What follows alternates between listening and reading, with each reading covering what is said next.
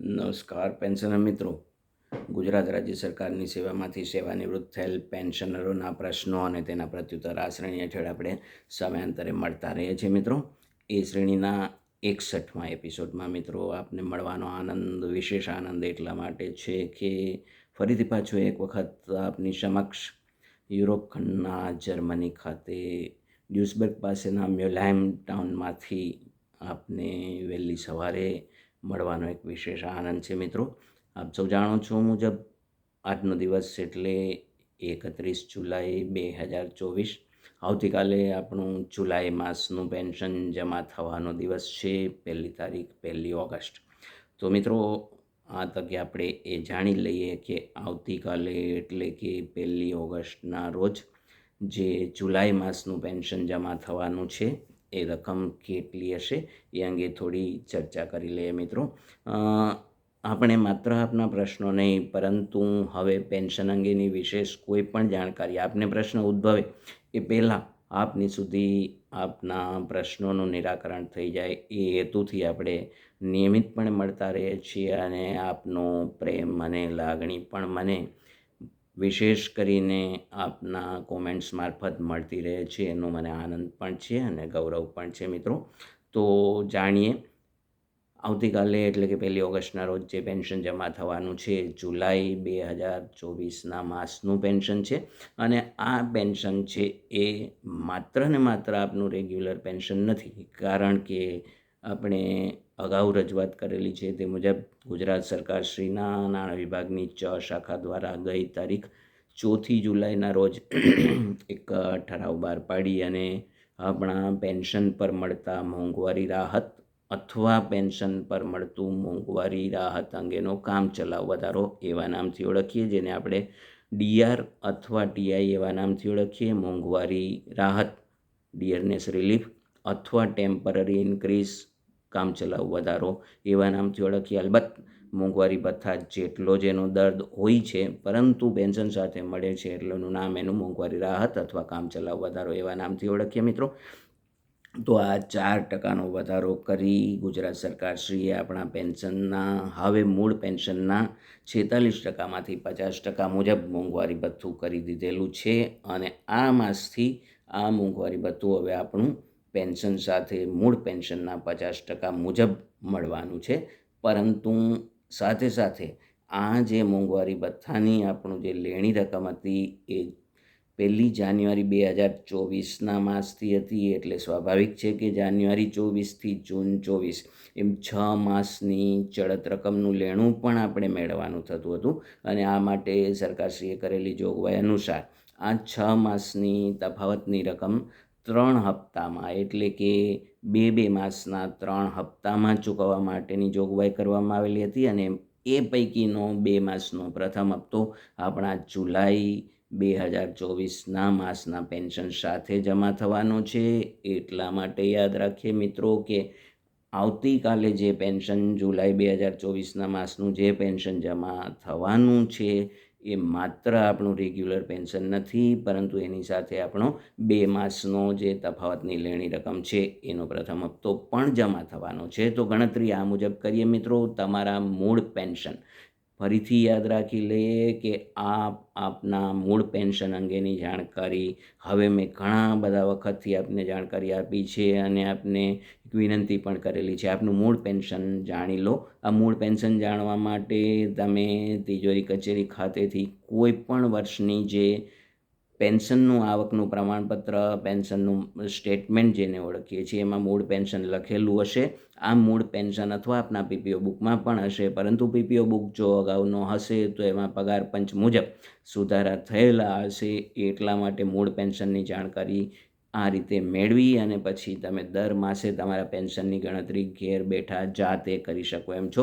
મૂળ પેન્શન હવે સરળતા થઈ ગઈ છે મિત્રો આ માસથી, એટલે કે જુલાઈ 2024ના માસથી હવેથી આપણું મોંઘવારી ભથ્થું મૂળ પેન્શનના 50% મુજબ, એટલે જેટલું મૂળ પેન્શન છે બરાબર એનું અડધું મોંઘવારી ભથ્થું હશે. એટલે મૂળ પેન્શન જે હોય તે એના 1/2 ભાગ, એનું અડધું 50% મુજબ જે આવશે મોંઘવારી ભથ્થું, અને એમાં મેડિકલ એલાઉન્સ ઉમેરો એટલે માસિક રેગ્યુલર પેન્શન આવશે. પરંતુ આ જે 1 ઓગસ્ટ આવતીકાલે જે પેન્શન જમા થવાનું છે માત્ર આટલું નથી, એની સાથે 2 માસની ચડત રકમની ગણતરી પણ સાથે તફાવતની રકમ પણ ચૂકવવાની થાય છે. એટલા માટે ગણતરી આ મુજબ કરીએ: મૂળ પેન્શન વત્તા મોંઘવારી ભથ્થું 50%, એટલે એની અડધી રકમ, વત્તા મેડિકલ એલાઉન્સ, આ ત્રણેય રકમનો સરવાળો આવે. એમાં 2 માસનું 4% લેખે તફાવતની રકમ ચૂકવવાની થાય છે. એટલે જે મૂળ પેન્શનના 8%ની રકમ જે આવે એ ઉમેરી દો. એટલે તમારું આવતીકાલે 1 ઓગસ્ટના રોજ જમા થનાર પેન્શનની રકમ આ મુજબ હશે. જો એમાંથી તમારા કોમ્યુટેશનની રકમનો હપ્તો બાદ થતો હશે તો આ કુલ રકમ જે આવે એમાંથી કોમ્યુટેશનની રકમ બાદ કરી અને જે ચોખ્ખી રકમ હશે એટલી રકમ આવતીકાલે તમારા બેંક ખાતામાં જમા થશે. મિત્રો, આપણે દરેક વખતે આ ગણતરી કરતી વખતે ઉદાહરણ સાથે પણ સમજીએ છીએ મિત્રો. તો ઉદાહરણને આ રીતે આપણે સમજીએ. આપ સૌ જાણો છો તે મુજબ પેન્શન સાથે 7મા પગાર પંચ મુજબ મૂળ પેન્શન 9,000 રૂપિયા લઘુત્તમ પેન્શન છે. આને આપણે ઉદાહરણ તરીકે ઓળખીએ. 9,000 રૂપિયા લઘુત્તમ પેન્શન, મૂળ પેન્શન, એમાં 50% મોંઘવારી ગણતા બરાબર અડધી રકમ એટલે 4,500, વત્તા 1,000 મેડિકલ એલાઉન્સ, એટલે કુલ રકમ 9,000 વત્તા 4,500 વત્તા 1,000 એટલે 14,500ની રકમ થશે. એમાં સાથે સાથે જે 2 માસની તફાવતની રકમ, એટલે આપણને ખબર છે કે 9,000ના 8% 720 રૂપિયા. તો આ 720 રૂપિયા આ પણ જે આપણી તફાવતની રકમ લેણી થાય છે એનો પ્રથમ હપ્તો 720 એમાં ઉમેરતા 15,220ની રકમ કુલ રકમ જમા થશે. જે લોકોનું લઘુત્તમ પેન્શન 9,000 રૂપિયા છે એવા પેન્શનરોને આવતીકાલે જે પેન્શનની રકમ જમા થશે એ 15,220 છે. જો આ રીતે ગણતરી કરવાને બદલે તમારી પાસે જો 1 જુલાઈના રોજ પેન્શન જમા થયેલું જે રકમ હશે, બરાબર સમજીએ, 1 જુલાઈના રોજ જે પેન્શન મેં ત્યારે પણ રજૂઆત કરેલી હતી કે આ 1 જુલાઈને એટલે કે જૂન માસનું પેન્શન જે જમા થયેલું છે એ કોઈ પણ તફાવતની રકમ વગરની જે પેન્શનની રકમ હતી. કારણ કે એની પહેલાંના 3 માસ પણ તફાવતની રકમ સાથેના હતા. એટલે 1 જુલાઈ એટલે કે જૂન માસનું પેન્શન જ રેગ્યુલર પેન્શન હતું. જો તમારી પાસે 1/7ના રોજ જમા થયેલ પેન્શનની રકમ હોય તો એમાં તમારે મૂળ પેન્શનના 12% જેટલી રકમ ઉમેરી દો. એટલે 1/8ના રોજ જમા થવાપાત્ર પેન્શનની રકમ મળશે. આ આપણી હાલની જે પેન્શન સાથે મળવાપાત્ર રકમની ગણતરી આ મુજબ છે મિત્રો. તો તમે તમારા ઘેર બેઠા પણ આ અંગેની ગણતરી કરી શકશો. મૂળ પેન્શન વત્તા બરાબર એનું અડધું પેન્શન જે રકમ છે મોંઘવારી ભથ્થાની વત્તા મેડિકલ એલાઉન્સ, આટલી રકમ ઉમેરો.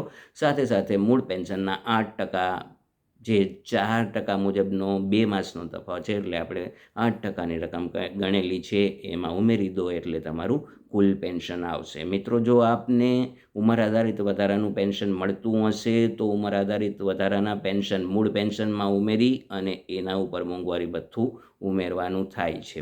મિત્રો, મૂળ પેન્શનમાં ઉંમર આધારિત વધારાનું પેન્શન 20%, 30% મુજબ જે પ્રમાણે મળતું હોય તો આ કુલ રકમ આવે એના ઉપર મોંઘવારી ભથ્થાની ગણતરી કરવાની છે. અને જો આપના પેન્શનમાંથી કોમ્યુટેશનની રકમની કપાત થતી હોય તો કોમ્યુટેશનની રકમ એટલી જે આ કુલ ગણતરી કરેલી છે એ બધી ગણતરી થયા પછી એમાંથી કોમ્યુટેશનની રકમ બાદ કરો એટલી રકમ તમારી ચોખ્ખું મળવાપાત્ર પેન્શન થશે. મિત્રો, તો આ હતી આપણા પેન્શનની ગણતરી. સાથે સાથે બીજી એક યાદી પણ આપી દઈએ મિત્રો. આપ સૌ જાણો છો તે મુજબ ગુજરાત સરકારશ્રીએ તેના પેન્શનરો માટે હયાતી ખરાઈ, વાર્ષિક હયાતી ખરાઈ કરવા માટેના નિયત કરેલા માસ છે મે, જૂન અને જુલાઈ. 31 જુલાઈ સુધીના છે. જો આપને હયાતી ખરાઈ કરવાની બાકી હોય તો હજી આજનો દિવસ આપની પાસે છે, અથવા તો બાકી રહી ગઈ છે અને બેંક સુધી પહોંચેલા નથી તો આવતીકાલથી હવે એટલે કે 1 ઓગસ્ટથી તિજોરી કચેરી ખાતે આપ હયાતી ખરાઈ કરાવી શકશો મિત્રો. પરંતુ બરાબર યાદ રાખીએ કે આ 3 માસમાં જો આપણે હયાતી ખરાઈ કરાવેલી નથી તો તિજોરી કચેરીના સ્ટાફને મિત્રો આ 1 ઓગસ્ટ પછી એમની પાસે બેંકમાંથી જે આ વાર્ષિક હયાતી ખરાઈના પ્રમાણપત્રો મળશે એને આધારે તમારું જે ઓગસ્ટ માસનું પેન્શનની ગણતરી કરી અને ચૂકવણું કરવાનું છે એના માટેનો બહુ ઓછો સમય હોય છે. એટલે તિજોરી કચેરી ખાતે જો હવે તમારે હયાતી ખરાઈ કરવાની થતી હોય તો મહેરબાની કરીને હવે આ ઓગસ્ટ માસમાં 1 થી 5 તારીખ સુધીમાં જઈ શકો તો બરાબર છે. પછી તિજોરી કચેરીમાં જઈ અને એમને ડિસ્ટર્બ કરવા એ યોગ્ય નથી મિત્રો. 2 માસનું પેન્શન સાથે આવી શકે એટલે મહેરબાની કરીને પછી 5મી ઓગસ્ટ પછી તિજોરી કચેરી ખાતે ન જવું, કારણ કે હવે તિજોરી કચેરીના જે કર્મચારીઓ છે આપના ઓગસ્ટ માસના પેન્શન અંગેની ગણતરી અને જે લોકોની હયાતી ખરાઈ થઈ ગઈ છે એમને પેન્શન ચાલુ રાખશે અને બાકીનાનું પેન્શન અટકાવવામાં આવશે. એટલે મહેરબાની કરી અને ઓગસ્ટ માસમાં આ જે આવતીકાલે જે પેન્શન જમા થશે એ તમારી હયાતીની ખરાઈ ધ્યાને લઈ અને જમા થયેલ નથી. બરાબર યાદ રાખવું મિત્રો.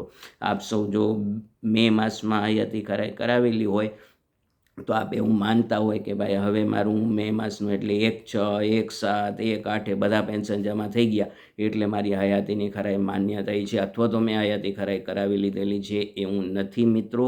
જુલાઈ માસ સુધી એટલે કે જુલાઈના પેન્શન સુધી તો તિજોરી કચેરી તમારા હયાતી ખરાઈના કોઈ પણ પ્રમાણપત્ર મેળવ્યા વગર પેન્શન જમા કરવાના જ છે. એટલા માટે આવતીકાલે પેન્શન જમા થશે એટલે એવું ન માની લેવું કે મારી હયાતીની ખરાઈ પણ માન્ય થઈ ગયેલી છે. એ આવતા માસની જે ગણતરી કરવાની છે ત્યારે આપણે જાણકારી મેળવશું. આ પેન્શન હજી પણ આપના હયાતી ખરાઈના પ્રમાણપત્ર હજી તો બેંકમાં પડેલા છે ત્યારે આ પેન્શન કરવાનું થાય છે. એટલે આ બાબતને ખાસ કાળજી રાખવી કે આ પેન્શન જમા થાય એટલે તમારી હયાતીની ખરાઈ થઈ ગઈ છે એમ ન માનવું. સાથે સાથે કુટુંબ પેન્શનરોએ મેં અગાઉ પણ રજૂઆત કરેલી છે. એમને રજૂ કરવાના થતા પ્રમાણપત્રો જે કુટુંબ પેન્શનરો હોય, પતિ પત્ની હોય અથવા સંતાનો હોય અથવા તો માતા પિતા હોય એમને જે પ્રમાણપત્રો રજૂ કરવાના છે એ પ્રમાણપત્રો રજૂ કરવાનો સમય પણ છે. હજી મેં અગાઉ સૂચના આપેલી છે, મારો અગાઉનો વિડીયો જોઈ લેજો મિત્રો. તો જો આપને કુટુંબ પેન્શનર હોવ અને પ્રમાણપત્રો રજૂ કરવાના, પુનઃ લગ્ન નહીં કર્યા અંગેનું પ્રમાણપત્ર અથવા આવકનું પ્રમાણપત્ર અથવા વિકલાંગ સંતાનો હોય, દિવ્યાંગ સંતાનો હોય તો એમને રજૂ કરવાનું, તબીબી અધિકારીએ ઇસ્યુ કરેલ પ્રમાણપત્ર રજૂ કરવાનું થતું હોય, ક્યારે કોને કયા નમૂનાનું પ્રમાણપત્ર રજૂ કરવું એ અંગેની વિશેષ માહિતી મેં આપેલી જ છે અગાઉ મિત્રો, એટલે અહીંયા પુનરાવર્તિત નથી કરતો.